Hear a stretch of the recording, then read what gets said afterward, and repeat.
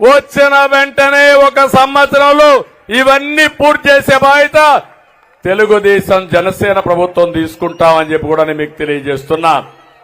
ఇది 10 సూత్రాలతో వెనుకబడిన వర్గాల కోసం బీసీ డిక్లరేషన్ తీసుకొచ్చాం. మీ దశ దిశ మార్చడానికి ఇది ఒక అవకాశం. 40 ఏళ్లుగా 42 ఏళ్లుగా ఆదరించారు. మీ రుణం తీర్చుకోవడానికి జై హో బీసీ కింద బీసీ డిక్లరేషన్ ఇచ్చామని మరొక్కసారి మీ అందరికీ విజ్ఞప్తి చేస్తున్నా.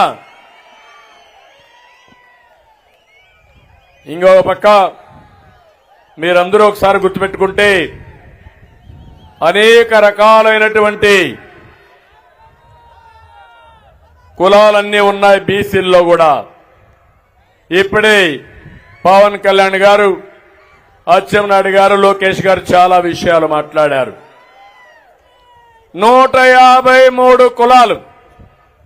మీరు లేకపోతే నాగరికత లేదు, మీరు లేకపోతే సమాజ హితం లేదు. ఈరోజు నాగరికతకు, మన సంస్కృతి సాంప్రదాయాలకి చిహ్నం వెనుకబడిన వర్గాలు. ఒక విషయం మీరు ఆలోచిస్తే, రజకులున్నారు. రజకులు బట్టలు దొక్కపోతే మనం ఇంత బాగా కనపడే పరిస్థితి రాదు, ఈ మీటింగ్కి వచ్చే పరిస్థితి కూడా లేదు. అలాంటి రజకులకు ఇబ్బంది ఉన్నాయి. అందుకే ఎప్పటి నుంచో కోరారు ఎస్సీ జాబితాలో పెట్టమని.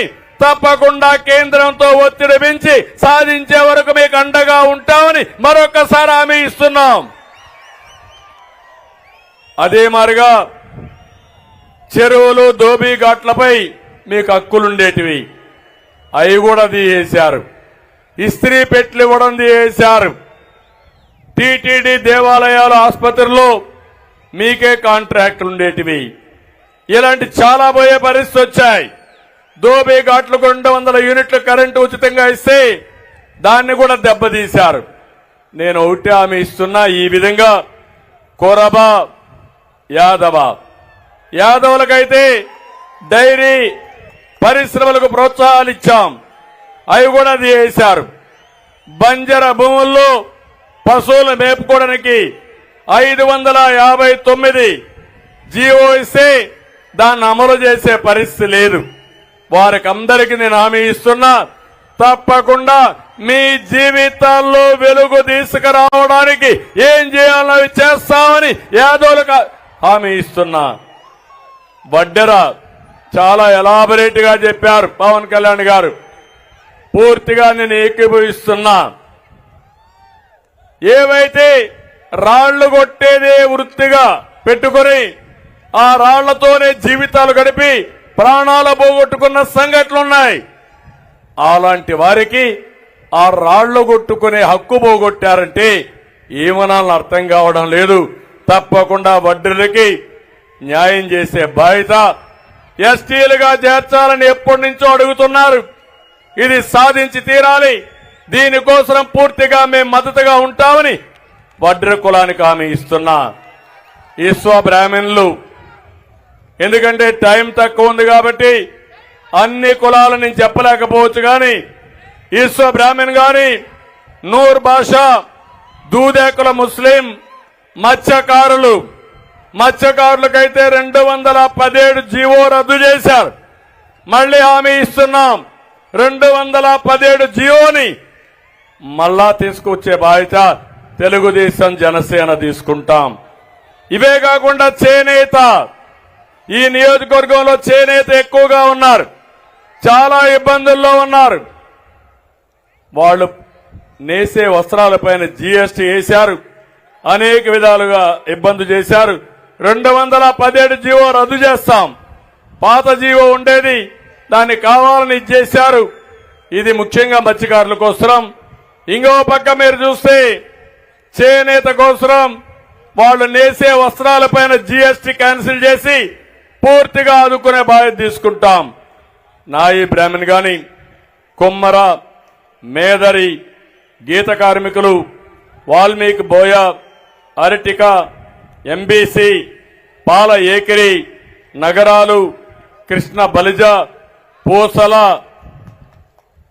దాసరి, అదేవిధంగా బొందిలి, తూర్పు కాపు, నాగవంశం, గాండ్ల, తెలుకుల, పెరిక, ముదిరాజ్, భట్రాజు, సగర, కళింగ కోమటి, కళింగ వైశ్య, పొందర, కోరాకుల, పాల ఏకరి, జంగం, రెడ్డిక, అయ్యారక, కొప్పుల వెలమ, గవర, కుంచటి, ఒక్కలిగా, మొదలయ్యార్, అగముడి మొదలయ్యార్, శిష్ట కరణం, చాత్తాడ శ్రీ వైష్ణవ, వీర శైవ లింగాయత్, సూర్య బలిజ, అతిరస, వన్యకుల క్షత్రియ. ఈ విధంగా మీరు చూస్తే కొన్ని కులాలు మాత్రం నేను ఇక్కడ చెప్పాను. ఇవి కాకుండా మొత్తం 157 కులాలున్నాయి. 153 కులాలకు న్యాయం చేసే బాధ్యత ప్రతి ఒక్క కులానికి కూడా నిధులు కేటాయించడమే కాకుండా మిమ్మల్ని ఆర్థికంగా పైకి తీసుకొచ్చే బాధ్యత మేము తీసుకుంటామని చెప్పి నేను మీకు హామీ ఇస్తున్నా. ఇదే కాకుండా ఈరోజు మీరు చూస్తే ఏదైనా నిధులు పెట్టినా, మీకు పనులు జరిగినా, మీకేమైనా వెసులుబాటు వచ్చినా అది తెలుగుదేశం పార్టీతోనే వచ్చింది. ఈరోజు వేదిక పైన ఉన్నారు, నాయకులందరినీ చూశారు. ఇక్కడుండే వాళ్ళందరూ బాధితులే. ఇక్కడే అచ్చెన్నాయుడు 80 రోజులు జైల్లో ఉన్నాడు. ఇక్కడే ఈ యొక్క రవీంద్ర, కొల్లు రవీంద్ర ఎక్కడో హత్య జరిగితే ఆ హత్య ఆయన మీద పెట్టి 60 రోజులు 70 రోజులు జైల్లో పెట్టే పరిస్థితికి వచ్చారు. యనమల రామకృష్ణ లాంటి వ్యక్తి, కళా వెంకట్రావు లాంటి వ్యక్తి, వీళ్ళందరిపైన కేసులు పెట్టే పరిస్థితికి వచ్చారు. ఒకరిద్దరు కాదు, కేసులు లేకపోతే వాళ్ళు బీసీ నాయకులే కాదు, అందరి మీద కేసులు పెట్టే పరిస్థితికి వచ్చారు. కడాన నేను బాధితుడిని, మా పవన్ కళ్యాణ్ గారు కూడా బాధితులమే. ఇది ఒక దుర్మార్గమైన ప్రభుత్వం. 40 సంవత్సరాలుగా ఎప్పుడు చూడని ప్రభుత్వం.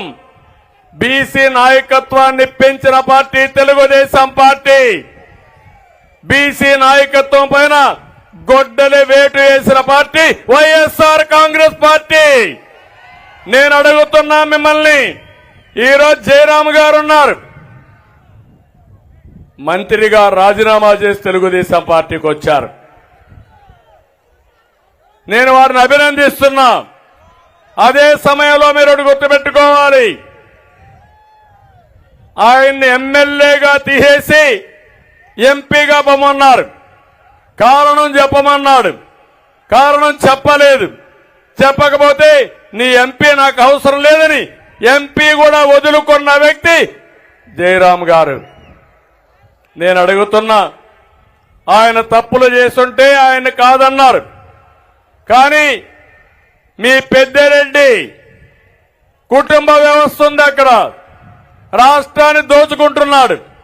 గనులు, లిక్కరు ఒకటి కాదు, ఏది దొరికితే అది అడ్డంగా దోచుకున్న వ్యక్తిని మార్చే శక్తి మీకుందా అని నేను అడుగుతున్నా. సమాధానం చెప్తారా అని అడుగుతున్నా.